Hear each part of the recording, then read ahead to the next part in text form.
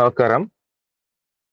Scientific ഓഫീസറിന്റെ പരീക്ഷയുമായി ബന്ധപ്പെട്ട് നമ്മൾക്ക് മുൻ വർഷങ്ങളിൽ ചോദിച്ച ചോദ്യങ്ങളും അതുമായി ബന്ധപ്പെട്ട് ഇപ്പോൾ കേരള PSC നടത്തി വരുന്ന ചില ചോദ്യങ്ങളുമായിട്ടാണ് ഞാൻ നിങ്ങളുടെ മുമ്പിൽ വന്നിരിക്കുന്നത്. അപ്പൊ നിങ്ങൾ ഈ ഒരു പരീക്ഷയുടെ കുറിച്ചുള്ള കാര്യങ്ങളൊക്കെ ഞാൻ പറയുകയുണ്ടായി.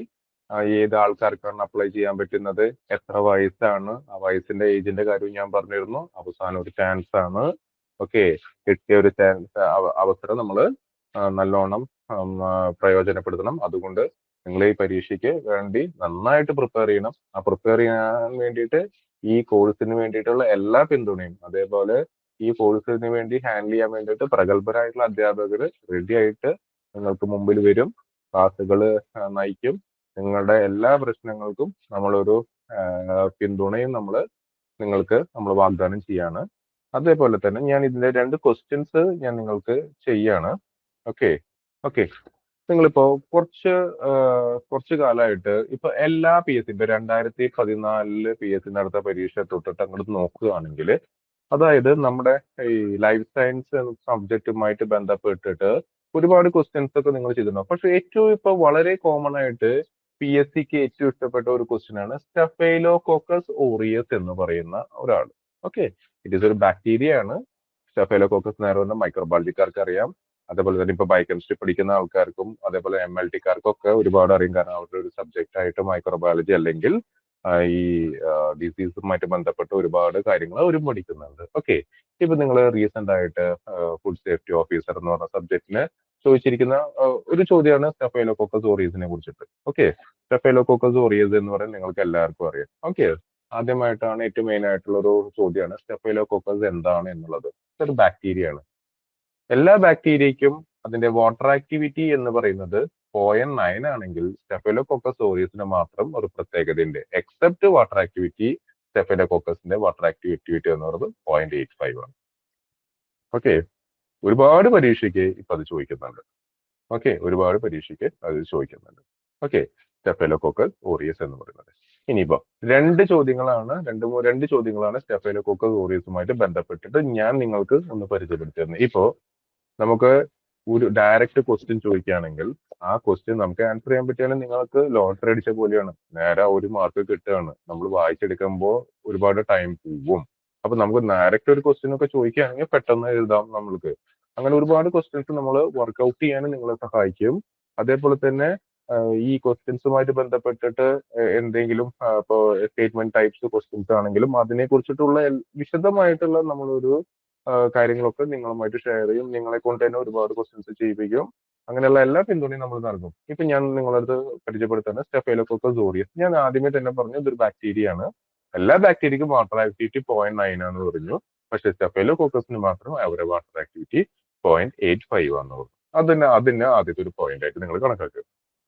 ഇനി രണ്ടാമത്തെ ഒരു ചോദ്യം, സ്റ്റെഫൈലോകോക്കസ് ഓറിയസിന് ഉപയോഗിക്കുന്ന സെലക്റ്റീവ് മീഡിയം, കാരണം ഒരു മൈക്രോബയോളജി പഠിച്ച ആൾക്കാർക്ക് ഞാൻ അത് പറഞ്ഞു തരേണ്ട കാര്യമില്ല. ബയോകെമിസ്ട്രി ആയാലും MLT ആയാലും ഇതായാലും അവർക്കൊക്കെ വേണ്ടിയിട്ടുള്ള ക്വസ്റ്റ്യൻസ് നമ്മൾ ഇതിൽ ഉൾപ്പെടുത്തിയിട്ടുണ്ട്. അപ്പൊ നിങ്ങൾ നോക്കുക, സ്റ്റെഫൈലോകോക്കസിന് ഉപയോഗിക്കുന്ന സെലക്റ്റീവ് മീഡിയം ഏതാണ്? Baird Parker agar. ഇതാണ് ഇവിടുത്തെ ആൻസർ. Baird Parker agar. എന്താണ് പാൽക്കം അഗാർ, എന്താണ് PLET അഗാർ, എന്താണ് മെക്കോൺകി അഗാർ? ഇത് മൂന്നെണ്ണവും നമ്മൾ ഡിസ്കസ് ചെയ്യുന്നതാണ്. ഓക്കെ, ഇപ്പോ ബേറ്റ് പാർക്കർ അഗാർ, BPA എന്ന് പറയും. ബേറ്റ് പാർക്കർ അഗാർ ഇതാണ് അവിടുത്തെ സെലക്റ്റീവ് മീഡിയം. ഇതിൽ നിന്നായിരുന്നു കഴിഞ്ഞ പ്രാവശ്യത്തെ സെൻട്രൽ ഗവൺമെന്റ് നടത്തിയ എക്സാമിൽ ചോദിച്ച ചോദ്യം ഇതായിരുന്നു. Baird Parker agar which is used as a selective medium for the enumeration of Staphylococcus aureus. Okay, so what are the supplements if you added in the Baird Parker agar? അതായത് Baird Parker agar എന്ന് പറയുന്ന media staphylococcus ഓറിയസിന് use ചെയ്യുന്നു പറഞ്ഞു. ആ ബേറ്റ് Parker അഗാറിൽ add ചെയ്യുന്ന supplements ഏതൊക്കെയാണ് എന്നായിരുന്നു ചോദ്യം. ഒരു നോർമൽ മൈക്രോബയോളജി ലാബിൽ വർക്ക് ചെയ്യുന്ന ഒരാൾക്ക് കിട്ടും, പക്ഷെ മറ്റുള്ള എല്ലാവർക്കും അത് കിട്ടണം എന്നില്ല. ഓക്കെ, അത് 2 സപ്ലിമെന്റ്സ് ആണ് ആഡ് ചെയ്യുക. Egg yolk and potassium tellurite. ഈ 2 സപ്ലിമെന്റ്സ് ആണ് ബേറ്റ് പാർക്കർ അഗാറിൽ ആഡ് ചെയ്യുന്നത്. ഓക്കെ, ഒരു നോർമൽ ആയിട്ടുള്ള ഉദ്യോഗാർത്ഥികൾക്ക് ചിലപ്പോൾ കിട്ടണമെന്നില്ല. ഓക്കെ, ഇനി ഇതിൽ നിന്ന് നിങ്ങളെ കൺഫ്യൂഷൻ ആക്കാൻ വേണ്ടി ചോദിക്കും statement 1 is correct, statement 2 is correct, അതേപോലെ തന്നെ both the statement is correct. Okay, അപ്പോൾ പെട്ടെന്ന് നമ്മളെല്ലാവരും നമ്മൾ ഈ പഠിച്ചിരിക്കുന്ന പോലെ ആയിരിക്കില്ല പരീക്ഷാ ഹാളിൽ ചെല്ലുന്ന സമയത്ത്. പരീക്ഷാ ഹാളിൽ ചെല്ലുന്ന സമയത്ത് നമ്മൾക്ക് തന്നെ ഒരുപാട് ക്വസ്റ്റ്യൻസ് നമ്മൾ തന്നെ ആയിട്ട് ഇങ്ങനെ ചോദിച്ചുകൊണ്ടേയിരിക്കും. ഓക്കെ, അത് നമുക്കൊന്നും ചെയ്യാൻ പറ്റത്തില്ല. ആ ഒരു ടെൻഷൻ കാര്യങ്ങളൊക്കെ നിങ്ങൾ കുറയ്ക്കണമെങ്കിൽ നമ്മൾ ഒരുപാട് ക്വസ്റ്റ്യൻസ് പ്രാക്ടീസ് ചെയ്തിട്ട് വേണം എക്സാമിനേഷൻ ഹാളിലേക്ക് എത്തണമെങ്കിൽ. ആ ഒരു പ്രാക്ടീസ് നമ്മൾ നിങ്ങൾക്ക് നൽകും. നിങ്ങളുടെ കൂടെ തന്നെ നിങ്ങളുടെ ടെൻഷൻസ് ഒക്കെ കുറച്ചിട്ട് നമ്മൾ നിങ്ങളുടെ കൂടെ തന്നെ ഒരു രീതിയിൽ നിങ്ങളുടെ കൂടെ നിൽക്കും. അപ്പോൾ നമുക്ക് ഒരുപാട് ക്വസ്റ്റ്യൻസ് നമുക്ക് വർക്ക്ഔട്ട് ചെയ്യാനും പറ്റും. അതേപോലെ തന്നെ നമ്മുടെ ഒരു ടെൻഷൻസ് നമുക്ക് കുറയ്ക്കാനും പറ്റും. അപ്പൊ നമുക്ക് ഈസി ആയിട്ട് പരീക്ഷാ ഹാളിൽ നമ്മൾക്ക് മുന്നോട്ട് പോകാനും പറ്റും. ഓക്കെ, അപ്പൊ നിങ്ങൾ നോക്കുക, ഇവിടെ സാറ് പറഞ്ഞു BPA എന്ന് പറഞ്ഞു Baird Parker agar. Baird Parker agar ഒരു സെലക്റ്റീവ് മീഡിയ ആണ്. അത് ആഡ് ചെയ്യുന്ന സപ്ലിമെന്റ്സ് ഏതാ ചോദിച്ചു കഴിഞ്ഞാൽ എഗ് യോക്കും പൊട്ടാസ്യം ഡൊലോറേറ്റും. ഇതിൽ നിന്ന് ഒരു ക്വസ്റ്റ്യൻ കണ്ടുല്ലോ, വാട്ടർ ആക്ടിവിറ്റി ഒരു ക്വസ്റ്റ്യൻ. അപ്പൊ ഇത് രണ്ടാമത്തെ ക്വസ്റ്റ്യൻ. ഓക്കെ, ഇനി നിങ്ങൾ മൂന്നാമത്തെ ക്വസ്റ്റ്യൻ നോക്കുക. Which of the following statements about Staphylococcus aureus food poisoning are correct? കഴിഞ്ഞ റീസെന്റ് ആയിട്ട് ചോദിച്ചൊരു ക്വസ്റ്റ്യൻ ആണ്. അപ്പോ നിങ്ങൾ നോക്കിക്കോ, സ്റ്റെഫലോകോക്കസ് ഓറിയസ് 2014 ചോദിച്ചിട്ടുണ്ട്. അതേപോലെ തന്നെ വരുന്ന കുറെ പരീക്ഷയ്ക്ക് 2020 നടന്ന ഫുഡ് സേഫ്റ്റി ഓഫീസറിന് ചോദിച്ചിട്ടുണ്ട്. 2016 പരീക്ഷയ്ക്ക് ചോദിച്ചിട്ടുണ്ട്. ഒരുപാട് പരീക്ഷകൾക്ക് സ്റ്റെഫലോകോക്കസ് ഓറിയസിന് ഒരുപാട് പ്രാധാന്യം കൂടുതലാണ്. ഞാൻ ഒരു ക്വസ്റ്റ്യൻ നിങ്ങളടുത്ത് ഡിസ്കസ് ചെയ്യുന്നു എന്നുള്ളത്. ഇനി നിങ്ങൾ അത് നോക്കുക. Staphylococcus aureus causes food poisoning mostly by intoxication. And second statement, food poisoning by Staphylococcus aureus occurs due to indigestion of endotoxins. Third option, Staphylococcus aureus produce heat-stable toxins. And fourth option, inhalation is a common mode of food poisoning by Staphylococcus aureus. Okay. ഇതായിരുന്നു ആദ്യത്തെ ചോദ്യം. Okay, ഇപ്പോ ഒരു main ആയിട്ടുള്ള ഒരു ഉദ്യോഗാർത്ഥികൾ ആദ്യം തന്നെ സ്റ്റേറ്റ്മെന്റ് കാണുമ്പോൾ ആദ്യമേ തന്നെ പേടിക്കും. ഈശ്വര, നമ്മൾ എന്ത് ചെയ്യാ, നല്ലൊരു സ്റ്റേറ്റ്മെന്റ് വന്നിട്ടുണ്ടല്ലോ, ഇതിന്നിപ്പോ എങ്ങനെ റിമൂവ് ചെയ്ത് കളയാം? ആദ്യം തന്നെ അതിൽ നിന്ന് ഏതെങ്കിലും ഒരു കീ പോയിന്റ് നിങ്ങൾക്കുണ്ടാവും. ഒരു ക്ലൂ ആ ക്വസ്റ്റ്യനിൽ തന്നെ നിങ്ങൾക്കുണ്ടാവും. അത് കണ്ടുപിടിക്കാൻ പറ്റിയാൽ തന്നെ നമ്മൾ രക്ഷപ്പെട്ടു. ഇവിടുത്തെ ആദ്യത്തെ ഒരു ക്ലൂ എന്ന് പറയുന്നത് എൻഡോടോക്സിൻസ്. സ്റ്റെഫലോകോക്കസ് ഒരിക്കലും എൻഡോടോക്സിൻസ് പ്രൊഡ്യൂസ് ചെയ്യില്ല, എക്സോടോക്സിൻസേ പ്രൊഡ്യൂസ് ചെയ്യുള്ളൂ. അപ്പൊ രണ്ടാമത്തെ സ്റ്റേറ്റ്മെന്റ് തെറ്റാണ്. അപ്പൊ നിങ്ങൾ നോക്കിക്കോ, ഈ രണ്ടാമത്തെ സ്റ്റേറ്റ്മെന്റ് വരുന്നത് ഏതാന്ന് നോക്കിയോ, ഓൾ ഓഫ് ദി എബോവ് ഒന്നും അതില്ല. സെക്കൻഡ് സ്റ്റേറ്റ്മെന്റ് വരുന്ന കാരണം ഈ ഓപ്ഷൻ തെറ്റി. ഇനി 1, 3 അതേപോലെ തന്നെ 1, 3, 4 ഇതാണ് ചെയ്യുന്നത്. Inhalation is a common mode of food poisoning. നമ്മൾ ഇങ്ങനെ ഇൻഹേൽ ചെയ്ത് കഴിഞ്ഞാൽ, ശ്വസിച്ച് കഴിഞ്ഞ് കഴിഞ്ഞാൽ ഒരു ഫുഡ് പോയിസണിങ് അല്ല. ഭക്ഷണം കഴിച്ച് നമ്മുടെ വയറ്റിൽ എത്തുമ്പോൾ മാത്രമേ സ്റ്റെഫലോകോക്കസ് ഫുഡ് പോയിസണിങ് നടത്തുള്ളൂ. അതാണ് ഇൻടോക്സിക്കേഷൻ എന്ന് പറയുന്ന മെത്തേഡ്. ഓക്കെ, അപ്പൊ നമ്മൾക്ക് എന്താ പറയുക, inhalation is not a common mode. Okay, food poisoning of staphylococcus aureus. അപ്പൊ നാലാമത്തത് റോങ് സ്റ്റേറ്റ്മെന്റ് ആണ്. അപ്പൊ നിങ്ങൾ നോക്കിക്കുക, 1 answer option A is the correct answer. അപ്പൊ ഇങ്ങനെയാണ് നമ്മൾ ഏറ്റവും കൂടുതൽ നമ്മൾ ആൻസറിലേക്ക് എത്താനുള്ള ഏറ്റവും വലിയൊരു വഴി. അങ്ങനെ നമ്മൾ ഇത് ഇങ്ങനെ പതുക്കെ അതായത് ഫസ്റ്റ് തന്നെ നമ്മൾക്ക് ഇത് കിട്ടണമെന്നില്ല. You have to continuously work out, then you will get a good result. Okay, അങ്ങനെ ഗുഡ് റിസൾട്ട് നിങ്ങൾക്ക് കിട്ടുകയാണെങ്കിൽ you will get a good marks, you will score a good marks in the examination. Once you will score the good marks, you will get a job. And once you get a job, then your എൻ്റെ life should be സെറ്റിൽ.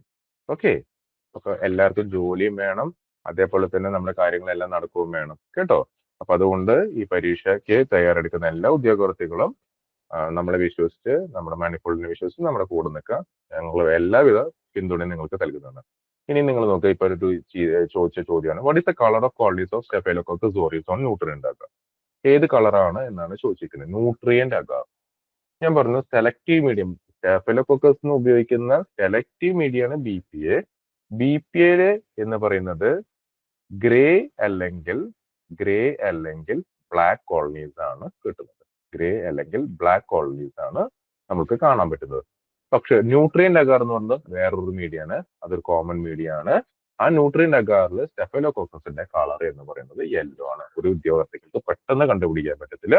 പക്ഷെ sir ആദ്യമേ തന്നെ ഞാൻ ആൻസറിലേക്ക് ഇങ്ങോട്ട് പറയുകയാണ്. കാരണം നിങ്ങളെ കൊണ്ട് വർക്ക്ഔട്ട് ചെയ്യിപ്പിച്ചാലാണ് നിങ്ങൾക്ക് അതിനെക്കുറിച്ച് ഒരു ബോധ്യം വരുള്ളൂ. ന്യൂട്രിയൻ അഗാറിൽ സ്റ്റെഫലോകോക്കസ് ഓറിയസ് എന്ന് പറയുന്ന മൈക്രോ ഓർഗാനിസം എങ്ങനെയായിരിക്കും അതിന്റെ കോളനീസ്, യെല്ലോ കോളനീസ്. പക്ഷെ ബി പി എന്ന് പറയുന്നത് ഒരു സെലക്റ്റീവ് മീഡിയ ആണ്. ബി പി അല്ലെ സ്റ്റെഫലോകോക്കസിന്റെ കളർ എന്ന് പറയുന്നത് ഗ്രേ അല്ലെങ്കിൽ ബ്ലാക്ക് കോളനീസ് ആയിരിക്കും. ഓക്കെ, അപ്പൊ നിങ്ങൾ ഒന്ന് നോക്കുക. ഇപ്പൊ ഒരു സ്റ്റെഫലോകോക്കസിന് മാത്രം തന്നെ എത്ര ക്വസ്റ്റ്യൻസാണ് വരുന്നത്? ഓക്കെ, അപ്പൊ നിങ്ങൾ ഇങ്ങനത്തെ കുറെ ക്വസ്റ്റ്യൻസ് നിങ്ങൾ വർക്ക്ഔട്ട് ചെയ്യുക. അപ്പൊ നമ്മൾ അതിന് വേണ്ടിയിട്ടുള്ള എല്ലാ സഹായങ്ങളും നിങ്ങൾക്ക് ഞങ്ങൾ ചെയ്തു തരുന്നതായിരിക്കും.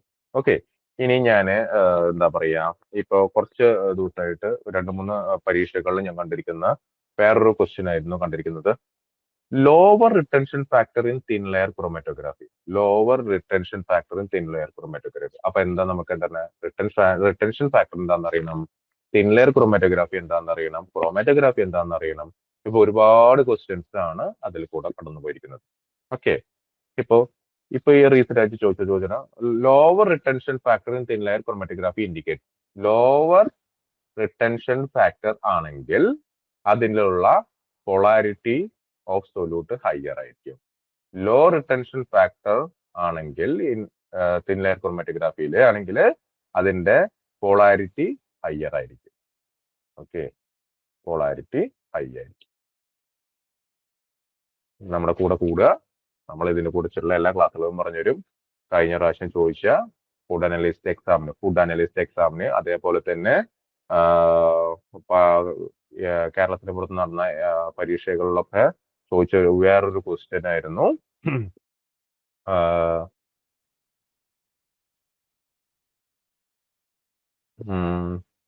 എന്തായിരുന്നു റിട്ടൻഷൻ ഫാക്ടർ, അതേപോലെ തന്നെ എന്തായിരുന്നു തിൻ ലെയർ ക്രോമാറ്റോഗ്രാഫിയുടെ ആപ്ലിക്കേഷൻസ് എന്തൊക്കെയായിരുന്നു, ഇതൊക്കെയായിരുന്നു സ്റ്റേറ്റ്മെന്റ് ടൈപ്സിൽ ചോദിച്ചിരുന്നത്. ഓക്കെ, ഇപ്പൊ നമ്മുടെ കേരള PSC യും അവരുടെ മാതൃക പിടിച്ചു തുടങ്ങി. ഓക്കെ, ഈ ഇപ്പൊ lower retention factor in thin layer chromatography. ഇനി നിങ്ങൾ നോക്കുക വേറൊരു retention factor, retention factor in retention time in HPLC. Retention time in HPLC. Okay, option A total routine time of the chromatography process, time a compound spends in the dictator, time taken for the mobile phase to pass through the column, time between sample injection and elution of a compound. അപ്പൊ നമ്മൾ എന്തായിരിക്കും HPLC എന്താണെന്ന് അറിഞ്ഞിരിക്കണം. Okay, ഇപ്പൊ ചോദിച്ച ചോദ്യം HPLC എന്താണെന്നിരിക്കും. HPLC രണ്ട് തരത്തിലുണ്ട്, റിവേഴ്സ് ഫേസ് HPLC ഉണ്ട്, നോർമൽ ഫേസ് HPLC ഉണ്ട്. ഓക്കെ, ഇതൊക്കെയാണ് കേരള PSCക്ക് ഏറ്റവുമായിട്ട് ഇഷ്ടപ്പെട്ട ഒരു question. Okay, retention time in HPLC refers to time taken for the mobile phase to pass through the column. അപ്പൊ നിങ്ങൾ നോക്കുക, ടൈം എന്ന് പറയുന്നതാണ് ഇവിടുത്തെ ഒരു ക്ലൂ വേർഡ്. അതായത് ഞാൻ ഇവിടെ ഉദ്ദേശിക്കുന്നത് വെച്ചാൽ നമുക്ക് പെട്ടെന്ന് നമ്മൾക്ക് ഒന്നും കണ്ടുപിടിക്കാൻ പറ്റാത്ത ഒരു സ്ഥിതി വരുമ്പോൾ ജസ്റ്റ് നോക്കുക, ആ ക്വസ്റ്റ്യനിൽ തന്നെ ഒരു ക്ലൂ വേർഡ് ഉണ്ടാവും, ടൈം. ഓക്കെ, അപ്പൊ നിങ്ങൾ നോക്കുക, ഓപ്ഷൻ എയിൽ total run time, option A wrong statement ആണ്. പിന്നെ B, C, D മാത്രം നോക്കിയാൽ മതി. Okay, time between sample injection and elution of a compound. Sample injection എന്ന് പറഞ്ഞത് റിട്ടൻഷൻ ടൈമിൽ വരുന്നതല്ല. ഓക്കെ, പിന്നെന്താണ് അടുത്തത്, time a compound spends in a detector. ഇത് അവസാനത്തെ പ്രോസസ് ആണ്, അതുമല്ല. ഓക്കെ, പിന്നെയുള്ളത് ആദ്യത്തെ ഒരു ഓപ്ഷൻ ആണ്, time taken for the mobile phase to pass through the column. അതാണ് പ്രൊസീജിയർ. അതായത് ആ മൊബൈൽ ഫേസിൽ കൂടെ, കോളത്തിന്റെ മൊബൈൽ ഫേസിൽ കൂടെ പാസ് ചെയ്യുന്ന ആ ഒരു ടൈമിനെ പറയുന്ന പേരാണ് റിട്ടൻഷൻ ടൈം എന്നുള്ളത്. ഓക്കെ, വളരെ ഇമ്പോർട്ടന്റ് ആണ്, വളരെ ഇമ്പോർട്ടന്റ് ആണ്. ഓക്കെ, വളരെ ഇമ്പോർട്ടന്റ് ആയിട്ടുള്ള ഒരു കാര്യമാണ് ഇത്.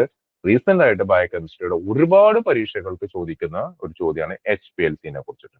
ഇപ്പൊ ഞാൻ വേറൊരു HPLC-യുടെ ക്വസ്റ്റ്യൻസ് മുന്നേ ചോദിച്ചിരുന്നു. HPLC എന്ന മെത്തേഡ് ഉപയോഗിച്ചിട്ട് ഏത് ഡിസീസിനെയാണ് നമ്മൾക്ക് കണ്ടുപിടിക്കാൻ പറ്റുക എന്നൊരു ചോദ്യം ചോദിച്ചിരുന്നു. പല ഉദ്യോഗാർത്ഥികൾക്കും നമുക്ക് പെട്ടെന്ന് HPLC ഉപയോഗിച്ചിട്ട് രോഗമൊക്കെ കണ്ടുപിടിക്കാൻ പറ്റും. കാരണം നമ്മുടെ ഉള്ളിൽ പല ചിന്തകളും ഇങ്ങനെ വന്നുകൊണ്ടിരിക്കും. സോ സിക്കിൾ സെൽ അനീമിയ എല്ലാവരും കേട്ടിട്ടുണ്ടോ? സിക്കിൾ സെൽ അനീമിയ ഒരു അനീമിക് രോഗമാണ്. ഓക്കെ, ഇതിന് ഒരുപാട് ക്വസ്റ്റ്യൻ വരും. പോയിന്റ് മ്യൂട്ടേഷൻ ഒരു എക്സാമ്പിൾ ആണ് സിക്കിൾ സെൽ അനീമിയ എന്ന് പറയുന്നത്. ഓക്കെ, ഏത് മ്യൂട്ടേഷൻ, പോയിന്റ് മ്യൂട്ടേഷൻ, ഏത് അമിനോ ആസിഡ് ആണ് ചേഞ്ച് ആവുന്നത്. ഓക്കെ, ഗ്ലൂട്ടാമിൻ എന്ന് പറയുന്ന അമിനോ ആസിഡ് ചേഞ്ച് ചെയ്തിട്ട് വാലിൻ ആയിട്ട് മാറും. അങ്ങനെ ഒരുപാട് ഒരുപാട് നമുക്ക് ഇതിൽ നിന്നൊക്കെ നമുക്ക് അവർക്ക് എങ്ങനെ വേണമെങ്കിലും നിങ്ങളോട് ചോദിക്കാം. ഓക്കെ, അപ്പോൾ HPLC എന്ന മെത്തേഡ് ഉപയോഗിച്ചിട്ട് ചെയ്യുന്നതാണ് സിക്കിൾ സെൽ അനീമിയ. ഓക്കെ, പിന്നെ ഇനി ഒരു MLTക്ക് ചോദിക്കുന്ന ഒരുപാട് MLT, കാരണം ഒരുപാട് ക്വസ്റ്റ്യൻസ് ഞാൻ ഇതിൽ ഇട്ടിട്ടുണ്ട്. നമ്മൾക്ക് നിങ്ങൾ നമ്മളെ കൂടെ യോജിക്കും. അതിന് ശേഷം നമ്മൾ ഒരുപാട് ക്വസ്റ്റ്യൻസ് നിങ്ങളായിട്ട് ഡിസ്കസ് ചെയ്യും. ഇപ്പൊ ഞാൻ വേറൊരു ഇത് കൂടിയാണ്, commonly used fixative in cytology. ഇപ്പൊ ഒരുപാട് പരീക്ഷയ്ക്ക് ചോദിച്ചിരിക്കുന്നത്, അതായത് ഇപ്പൊ കേരള PSC ഒരു 5-6 വർഷത്തെ ക്വസ്റ്റ്യൻ പേപ്പർ എടുത്തു കഴിഞ്ഞാൽ ഏറ്റവും കൂടുതൽ ചോദിച്ചൊരു ക്വസ്റ്റ്യൻ ആണ് കോമൺ ഫിക്സേറ്റീവ് ഏജന്റ്. സൈറ്റോളജിയിലെ ഏറ്റവും common fixative agent. Answer is 95% ethyl alcohol. ഇങ്ങനെ ഒരു ക്വസ്റ്റ്യൻ ഒക്കെ വന്നു കഴിഞ്ഞാൽ നിങ്ങൾക്ക് ഡയറക്റ്റ് ആൻസർ ആണ്, 1 മാർക്ക് ഷുവർ ആണ്. വെറുതെ എന്തിനാ കളയാൻ നിൽക്കുന്നത്? നമുക്ക് ഇങ്ങനത്തെ ഒരു ക്വസ്റ്റ്യൻസ് ഒക്കെ എക്സ്പെക്ട് ചെയ്ത് കഴിഞ്ഞാൽ വളരെ ഹെൽപ്ഫുൾ ആണ് നമ്മൾ. ഓക്കെ, 1 മാർക്ക് നിങ്ങൾക്ക് കിട്ടി. അതേപോലെ തന്നെയാണ് the anticoagulant that does not interfere with alkaline phosphatase activity. അടുത്തൊരു ക്വസ്റ്റ്യൻ ആണ് കേട്ടോ. The anticoagulant that does not interfere with alkaline phosphatase activity in a blood sample. ഒരു നോർമൽ ഉദ്യോഗാർത്ഥികൾക്ക്, MLT അല്ലാത്ത ഒരു ഉദ്യോഗാർത്ഥികൾക്ക് ഈ ഒരു ക്വസ്റ്റ്യൻ വന്നു കഴിഞ്ഞു കഴിഞ്ഞാൽ അത് എന്താ ചെയ്യാതെ, ഏത് ആന്റി കൊയാഗുലന്റ് ആണ് പ്രശ്നം, ഇതിൽ എല്ലാ ആന്റി കൊയാഗുലന്റ് ആണോ എന്നുള്ളൊരു ചിന്ത വരും. ഒരു നോർമൽ ആയിട്ടുള്ള ഒരു നമ്മുടെ ഒരു സൈക്കോളജിയാണ് ഏതാണെന്നുള്ളത്. പക്ഷേ ആദ്യം നമ്മൾ അറിഞ്ഞിരിക്കേണ്ടത് ഈ 4 എണ്ണം, A option, B option, C option, D option, ഈ 4 ഓപ്ഷൻസും എന്താണ്? ആന്റി കൊയാഗുലൻസിന്റെ എക്സാമ്പിൾസ് ആണ്. Potassium oxalate, heparin, sodium citrate, EDTA, ഈ 4 എണ്ണം എന്താണ്? ആന്റി കൊയാഗുലൻസ് ആണ്. Anticoagulants that does not interfere. അപ്പൊ നമ്മൾ ആദ്യം അറിഞ്ഞിരിക്കുന്നത് എന്താ? ഈ 4 എണ്ണവും ആന്റി കൊയാഗുലന്റ് ആണ്. അപ്പൊ എന്താ നമുക്ക് ഇന്ന് കിട്ടിയത്? ആന്റി കൊയാഗുലൻസ് ഏതാന്ന് ചോദിച്ചു കഴിഞ്ഞാൽ നിങ്ങൾക്ക് പെട്ടെന്ന് പറയാൻ പറ്റും. പൊട്ടാസ്യം ഓക്സലേറ്റ് ആന്റി കൊയാഗുലന്റ് ആണ്, ഹെപ്പാരിൻ എന്ന് പറയുന്നത് ഒരു ആന്റി കൊയാഗുലന്റ് ആണ്, സോഡിയം സിട്രേറ്റ് എന്ന് പറയുന്നത് ഒരു ആന്റി കൊയാഗുലന്റ് ആണ്, EDTA എന്ന് പറയുന്നത് ആന്റി കൊയാഗുലന്റ്. എപ്പോഴും കേരള PSC EDTA കുറിച്ചിട്ട് ഒരുപാട് ചോദ്യങ്ങൾ ചോദിക്കാറുണ്ട്. ഓക്കെ, ഇനി ഇതിലെ does not interfere with alkaline phosphatase. Okay, does not interfere, അതായത് ആൻസർ എന്ന് പറയുന്നത് ഹെപ്പാരിൻ ആണ്. Heparin which cannot interfere with